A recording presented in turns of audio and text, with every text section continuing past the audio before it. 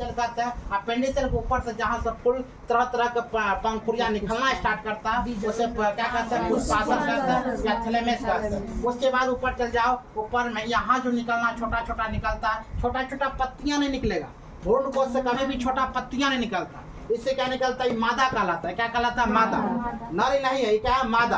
और नर क्या होगा, इसके पत्ता का साइड ये कहलाएगा नर, यहाँ से मादा। मादा में क्या पाया था, वो बीजांड, और मादा में क्या पाया था, अंडाशय। यानी कि फूल का दो चीज है, एक मादा एक नर। क्या कहता है, एक मादा एक नर। जो मादा में पाया था वो या भ्रूण कोश, अब भ्रूण कोश के ऊपर पाया था बीजांड, अब वो उसमें पाया था अंडाशय। मादा में क्या क्या पाया था, अंडाशय, बीजांड और भ्रूण कोश। उसके बाद मादा में क्या पाया था, इसका मादा देखो छिपी पर है, यानी कि फूल के ऊपर आता है, फूल के ऊपर मादा।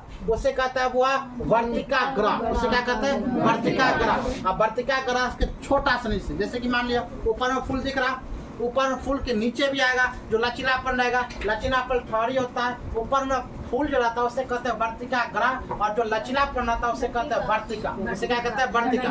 अब वर्तिका कहीं कहीं नाम रहेगा स्टाइल, यानी कि स्टाइल की ओर देखो, स्टाइल की ओर जाते उसे क्या कहते हैं, वर्तिका या स्टाइल कहते हैं। वर्तिका ग्रह या सिस्टमक कहते हैं, इसे क्या कहते हैं, सिस्टमक कहते हैं। यानी ऊपर की भाग को हम क्या कहते हैं, सिस्टमक। ऊपर की भाग को क्या कहते हैं, वो सिस्टमक। और वर्तिका कहते हैं, वर्तिका मतलब स्टाइल। वर्तिका का दूसरा नाम क्या है, वो स्टाइल। वर्तिका का दूसरा नाम क्या है, तो हम लोग यहाँ तक समझिए। उसके बाद चलते हैं वो यहाँ या भ्रूण को समझिए।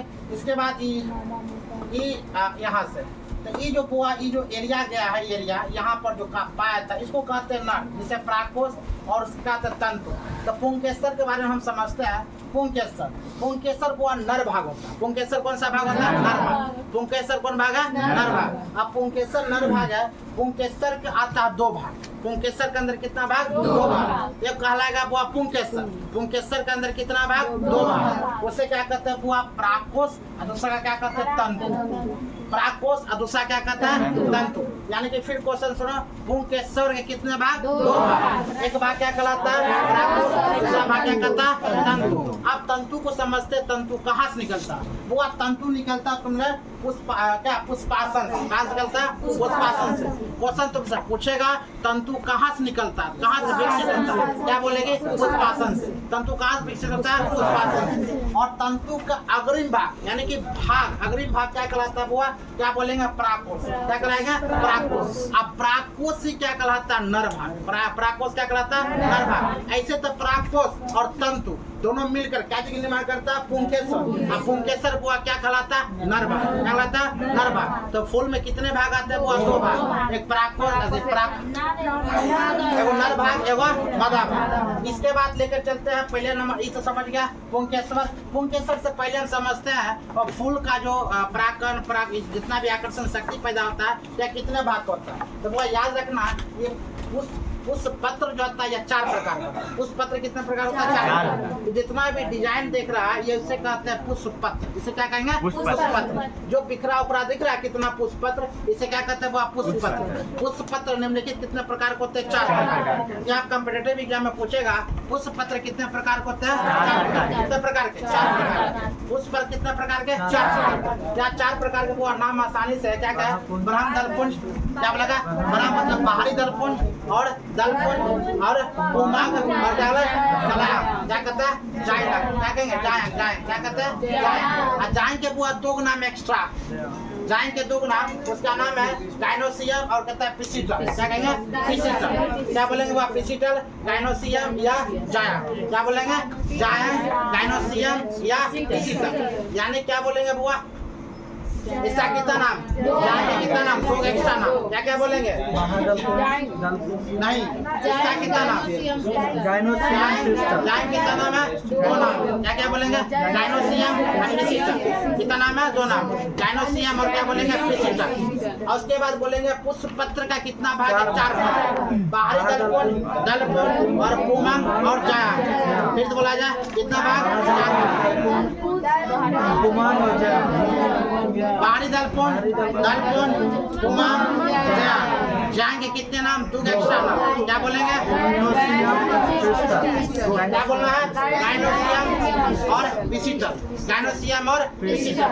याद रखना हुआ जांग का जो कार्य होता है, जांग का कार्य होता है बहुत डिफिकल्ट काम होता है। जांग का अंदर वाला भाग जितना भी पाया जाता है, जांग बाहरी भाग पाया जाता है, जांग बाहरी भाग पाया जाता है। जैसे कि मान लिया जाए जांग का काम है जैसे वर्तिका और मतलब वर्तिका ग्रह और वर्तिका, और यहाँ पर बीजांड और अंडांश दोनों मिल कर क्या चीज निर्माण करता है? जांग का निर्माण करता है। निर्माण करता है जांग का। या हम बोल सकते हैं जांग का वो 3 भाग है। जांग कितना भाग है? 3 भाग। क्या बोलना है? जांग का 3 भाग। जांग के कितना भाग है? 3 भाग।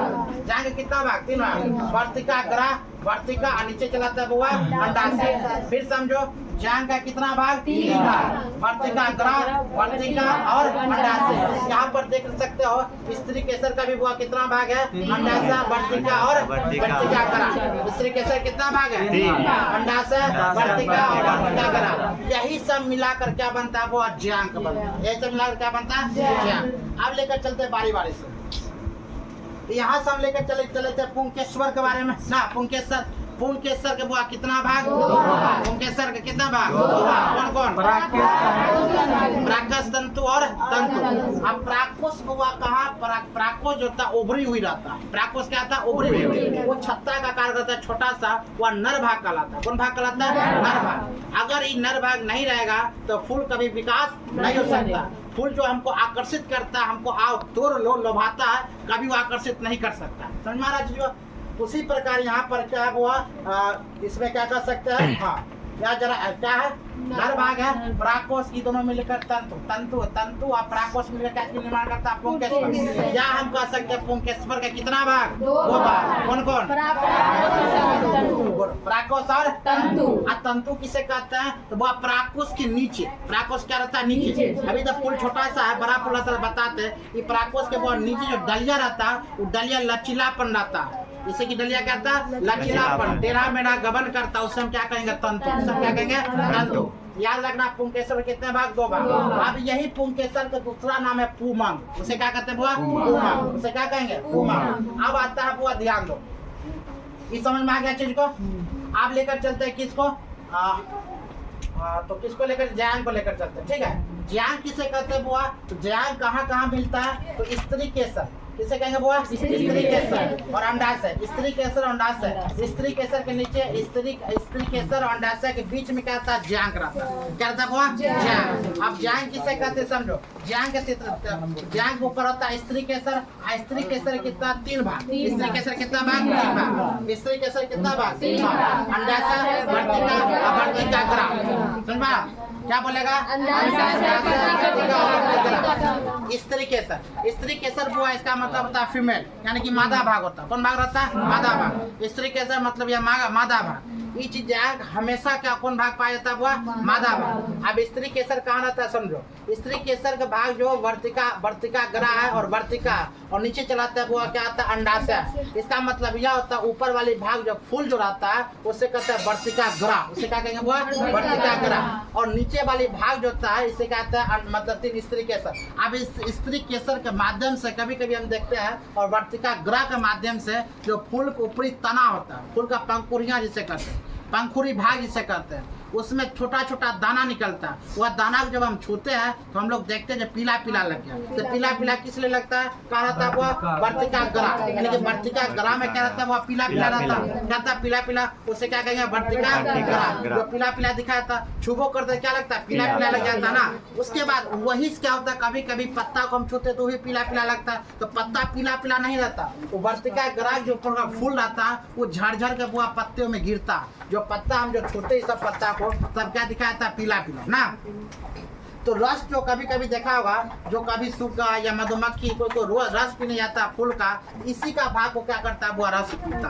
तो इसमें क्या पैदा होता है? रस पैदा होता है। क्या समझ में आ रहा? ये फूलों में क्या पैदा होता है? रस पैदा होता है। तो समझ में आ गया? वर्तिका मतलब वर्तिका ग्रह, वर्तिका। वर्तिका का दूसरा नाम क्या बोलेगा वो? स्टाइल। वर्तिका का दूसरा नाम क्या बोलेगा? स्टाइल। अब मतलब यहाँ पर स्त्री केसर। स्त्री केसर कौन था? मादा भाग होता है। स्त्री केसर कितना भाग है? वर्तिका, वर्तिका ग्रह। वर्तिका काट समझ गया। अब वर्तिका ग्रह का कार्य समझ गया। वर्तिका ग्रह कौन कार्य कह सकता है? वह पीलापन जो दिखाया था पाउडर, वर्तिका ग्रह के माध्यम से, वर्तिका ग्रह के माध्यम से। और वर्तिका के बारे में लेकर चलते हैं। वर्तिका फूल के नीचे पाया जाता है, यानी कि उसका डंडी वो भी लचीलापन रहता है, वो स्टाइल में रहता है लचीलापन, उस समय क्या कहते हैं? वो वर्तिका, उस समय क्या कहते हैं? वर्तिका। अब वर्तिका नीचे आकर कहाँ मिलता है? वो पुष्पासन से कहाँ मिलता है? पुष्पासन। या पुष्पासन से होते हुए क्या वर्तिका का निर्माण करता है? तो वर्तिका कहाँ कर मिलता है? वो पुष्पासन। अब हम लोग समझ गए वर्तिका, समझ गए हम लोग, समझ गए वर्तिका ग्रह, समझ गए। आप समझते अंडाशय, आप क्या समझते हैं? अंडाशय। तो वो याद रखना अंडाशय कहाँ रहता है? तो अंडाशय जो ये भाग जो है छोटा सा, इसमें जो ये फूल के नीचे जो छोटा सा डिब्बा दिख रहा है, डिब्बा के ऊपर, यानी किसे क्या कहते हैं? पुष्पासन के ऊपर, यानी छोटा सा डिबरी रहता है, वह पुष्पासन से ऊपर वो हल्का यह तिरछा आकार का रहता है, जिसे हम क्या कहते हैं? अंडाशय। अंडाशय के वो बीच में, अंडाशय के बीच में छोटा सा एक दाना रहता है, उसे हम क्या कहते हैं? बीजांड कहते हैं। उसे हम क्या कहते हैं? बीजांड। वो इसी को हम क्या कहते हैं? भ्रूण कोश कहते हैं। इसे क्या कहते हैं? भ्रूण कोश। यही से क्या होता है? फूल का निर्माण होता है। अगर वह भ्रूण कोश, बीजांड, अंडाशय, वर्तिका, वर्तिका ग्रह या स्त्री केसर यह सब नहीं पाया जाएगा तो फूल का निर्माण नहीं होगा। उसके बाद ये सब रहने के बावजूद अगर पुंकेश्वर, क्या बोलेगा? पुंकेश्वर नर भाग अगर नहीं रहता है तो भी फूल का निर्माण नहीं करेगा। पुंकेश्वर का कितना भाग बताया? 2 भाग, प्राकोष और तंतु। तंतु का निर्माण बताया, तंतु लचीला भाग रहता है, और प्राकोष सब ऊपर उभरी हुई भाग रहता है। ये सब बता चुके हैं। आगे लेकर चलते हैं। भ्रूण कोश के बारे में बता चुके हैं। अगर भ्रूण कोश नहीं रहता है तो फूल नहीं होगा, अंडाशय नहीं रहेगा, फूल नहीं रहेगा, है कि ना? मान लिया जाए बीजांड नहीं होगा तो फूल नहीं होगा, और नर भाग भी नहीं रहेगा तो फूल पैदा नहीं हो सकता। फूल ऊपर उग ही नहीं सकता। सुबह हम 4 बजे फूल खिलना स्टार्ट करता है और ज्यादा धूप जब वो आता है 10-11 बजे बाद तो फूल क्या होता है? मुरझा जाता है, नहीं फूल पाता। कारण यहाँ वर्तिका भाग जो होता है उतना गर्मी झेल नहीं पाता, इसके कारण वो क्या होता है? ऑटोमेटिक ढका जाता है। आगे लेकर चलते हैं। इस सब के बारे में पीला पर समझिए गया, जड़ भाग, नर भाग समझिए, वर्तिका समझिए, लंबा, ये सब लंबा होता है। मतलब ये जो भाग होता है बउआ, तो लचीलापन होता है, जिसे क्या कहते हैं? तंतु। लचीलापन भी होता है और लंबा भी होता है ना। लचीलापन होता है, लंबा। जो नहीं समझ में आता तो फूल लेना, बड़ा सा फूल, उसको देखना, सूंग जैसे निकल रहता है बउआ, जो सूंग जैसे लंबा आकार होता है उसे हम कहते हैं तंतु। और ऊपर का छतरी जैसे होता है उसे हम क्या कहते हैं? वर्तिका।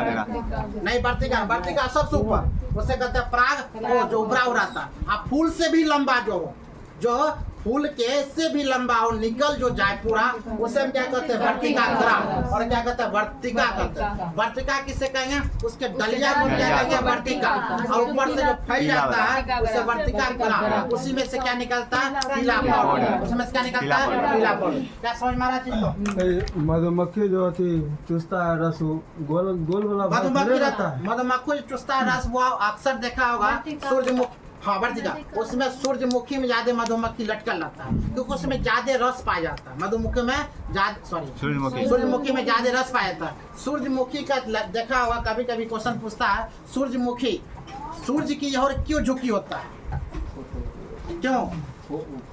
प्रकाश, हाँ, क्योंकि प्रकाश संश्लेषण, जब तक सूर्य की ओर सूर्यमुखी नहीं झुकेगी तब तक उसका प्रकाश संश्लेषण नहीं होगा, क्योंकि प्रकाश उसके फूल से ही होता है। फूल के मतलब फूल के जो ऊपर की भाग होता है ना, ये सब उसी से उसका प्रकाश संश्लेषण होता है। लेकिन अदर पौधा में जो होता है बउआ, उसके छोड़ दो, क्योंकि सूर्यमुखी टोटल फूल होता है, उसमें कोई पत्ता नीचे पाया था, एक भी पत्ता देखेगा तो नीचे, और सूर्यमुखी का फूल देखेगा इतना बड़ा रहता है, उसका प्रकाश संश्लेषण उसी फूल के माध्यम से होता है। और बाकी बात जितना वृक्ष रहता है उसका प्रकाश संश्लेषण पत्ती से भी होता है, जिसे हम रंध्र के बारे में बताए थे। रंध्र के माध्यम से क्या होता है? प्रकाश संश्लेषण होता है, बताया होगा रंध्र के माध्यम से। तो ये सब समझ में आ गया, इसका नाम समझ आएगा बाहरी दलपुंज। आप इसके बारे में थोड़ा चलते तंतु, दलपुंज और बाहरी दलपुंज किसे कहते हैं? कभी देखा होगा जैसे फूल है, वह फूल है, फूल का जो पत्ता है, यानी कि जांग के भीतर यानी कि पत्ता के भीतर एक पत्ता छोटा सा दिखाया था, एक बड़ा पत्ता, उसके साथ वो छोटा पत्ता। देखा हो कभी? एक बड़ा पत्ता, उसके साथ क्या होता है? छोटा पत्ता। तो बाहरी पत्ता को हम क्या कहते हैं? बाहरी दलपुंज।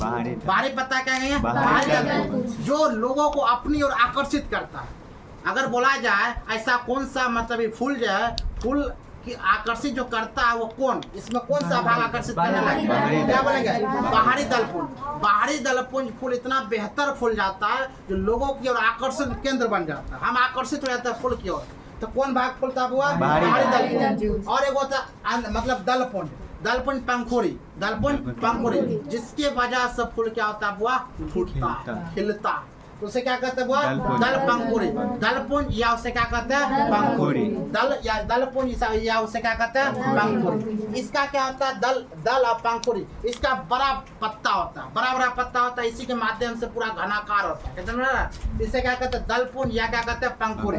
और उसके सहायक यानी कि छोटा पत्ती को क्या कहते हैं हुआ, बाहरी दलपुंज, क्या कहते हैं बाहरी दलपुंज। तो बड़ा पत्ता जो सहायक पत्ता होता है जिसके कारण मनुष्य आकर्षण शक्ति बन जाता है, आकर्षण केंद्र बन जाता है, उसे हम क्या कहते हैं बाहरी दलपुंज। और जो उसका सहायक बाहरी दलपुंज और उसकी जो लंबा होता है पत्ता उसे क्या कहते हैं दलपुंज और पंखुड़ी। पंखुड़ी का नहीं पत्ता क्या होता है बड़ा बड़ा खिल सकता है। क्या समझ में आ रहा चीज को। अगर बोलेंगे पाउडर, पुष्प पत्र के कितना भाग हुआ, 4।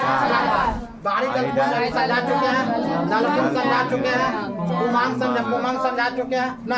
आप पुमांग का माध्यम समझो, हम लेकर चलते हैं ज्यांग। ज्यांग में कुछ दिया है, मान लिया जाए पुमांग और ज्यांग, क्या बोलेंगे बुआ, पुमांग और या ज्यांग। पुमांग का मतलब समझ में आ गया, ज्यांग का मतलब समझिएगा। पुमांग मतलब नर कोष और ज्यांग का मतलब स्त्री कोष। पुमांग का मतलब क्या होता है बुआ, पुमांग मादा और ज्यांग क्या होगा, सॉरी गलत हो गया, ज्यांग क्या होगा मादा, ज्यांग मामा, हाँ, और पुमांग नर। ये दोनों अगर एक में पाए जाए, ये दोनों का शक्ति ज्यांग और पुमांग, अगर एक में ज्यांग पाया जाता है, अगर दोनों उपस्थित रहे तो उसे कहते उभयलिंग। ज्यांग और पुमांग दोनों अगर उपस्थित रहे जिस फूल में उसे क्या कहते हैं उभयलिंग। अब केवल ज्यांग या पुमांग केवल उपस्थित रहे, केवल एक उपस्थित रहता है, उसे हम क्या कहते हैं एक लिंगी। समझ में आ गया। क्वेश्चन पूछेगा एक लिंगिंग किसे कहते हैं, एक लिंग किसे कहते हैं, क्या बोलेगा, ज्यांग या पुमांग कोई एक उपस्थित रहता है उसे हम क्या कहते हैं एक लिंगी। और जहाँ दोनों उपस्थित रहे उसे हम क्या कहते हैं उभयलिंग। जैसे कोशिका समझते हो, एक कोशिका, जहाँ एक कोशिका हुआ रहता है उसे क्या कहते हैं एक कोशिका। ये जो एक कोशिका से बना होता है उसे एक कोशिका, और जो अनेक कोशिका से बना होता है बहुकोशिका। एक कोशिका में क्या क्या नाम बताए, जैसे अमीबा, पैरामीशियम बताए थे। बहुकोशिका मतलब जीव जंतु जानवर बहुत होता है बहुकोशिका। यही सब हुआ पूछा था। इसमें बिहार पुलिस में एक क्वेश्चन निश्चित पूछेगा, हर हाल पूछेगा। अगर ये सब याद हो जाता है तब, अगर नहीं याद होता है तब तो कोई बात नहीं। ठीक है, आधा घंटा क्लास, हाँ काम दिए, छोड़ते हैं, आगे बाद में बताएंगे।